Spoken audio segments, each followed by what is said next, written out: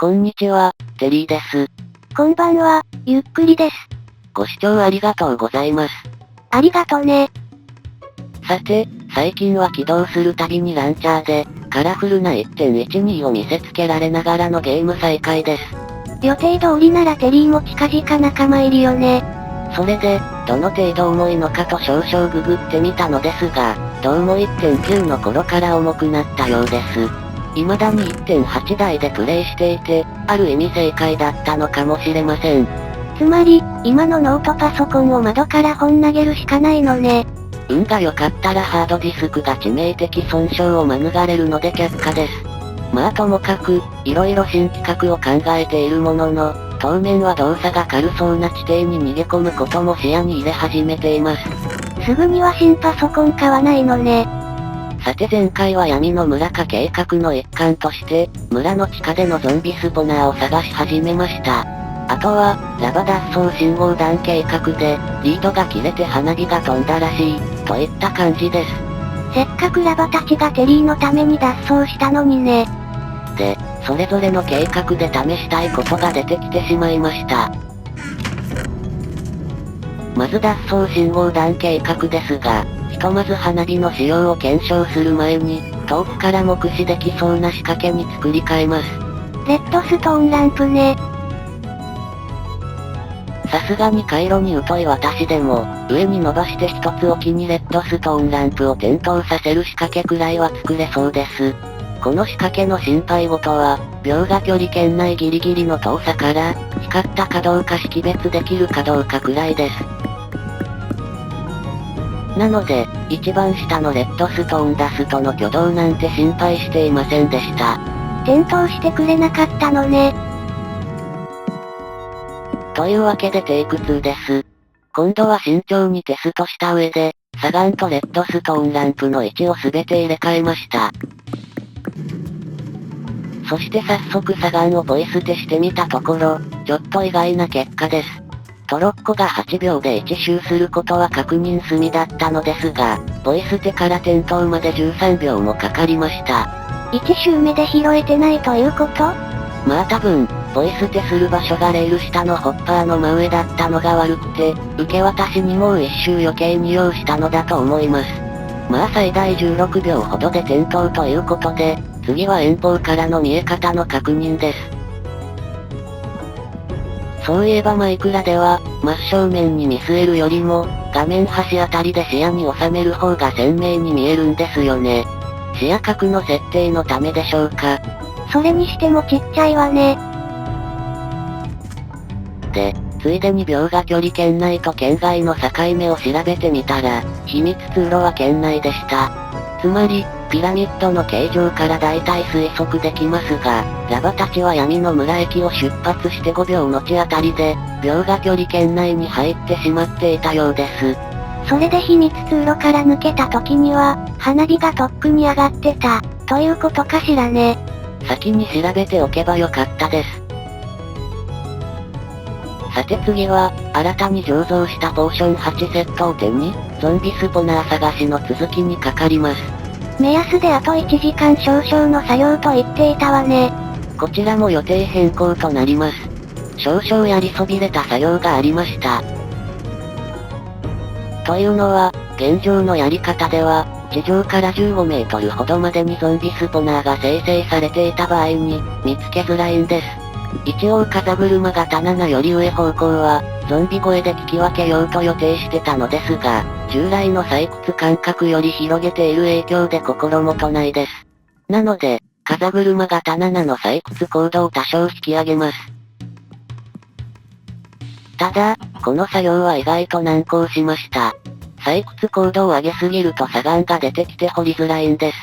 石より砂岩の方が柔らかいのに掘りづらいの？8マス数えながら採掘しているので、テンポが狂うのが辛いんですよね。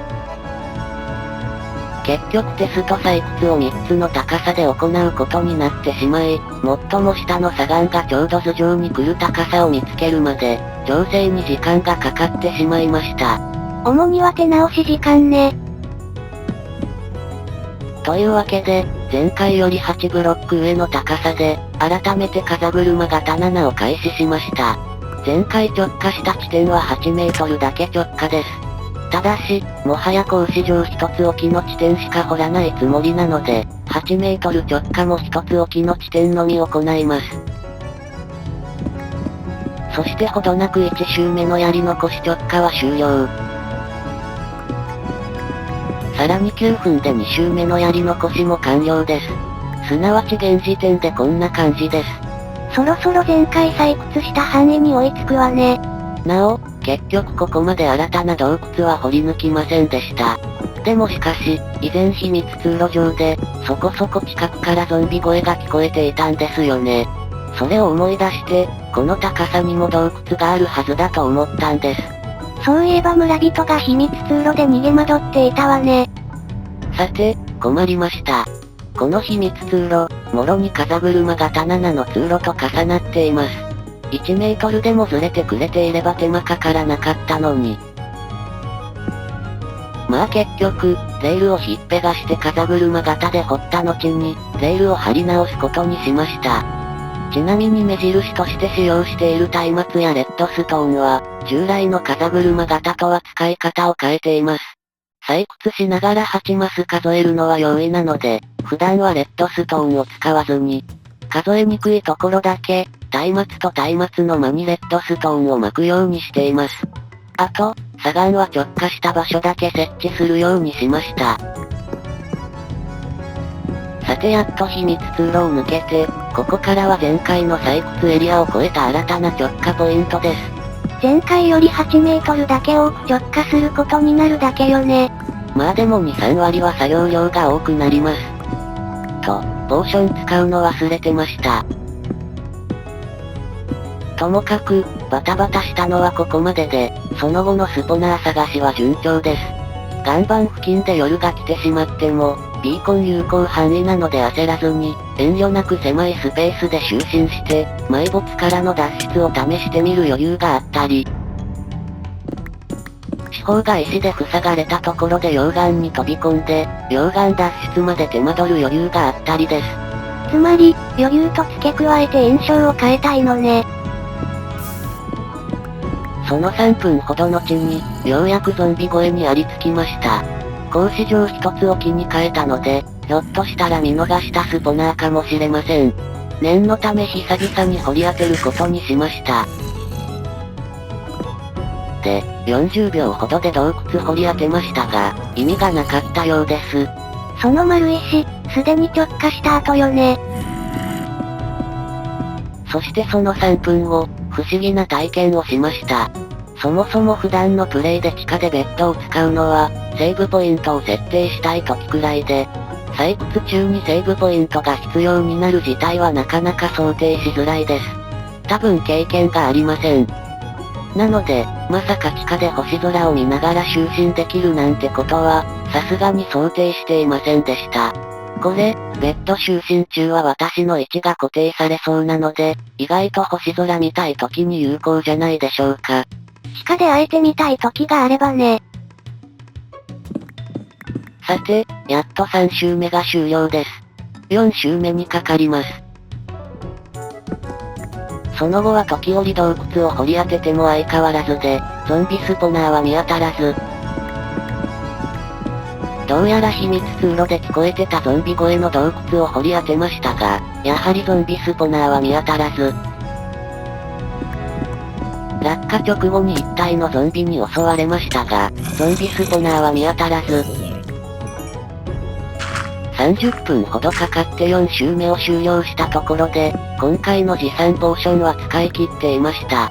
なお残った直下のポイントは20箇所です。やっぱりスポナーはないのかしらね。正直難しいと思います。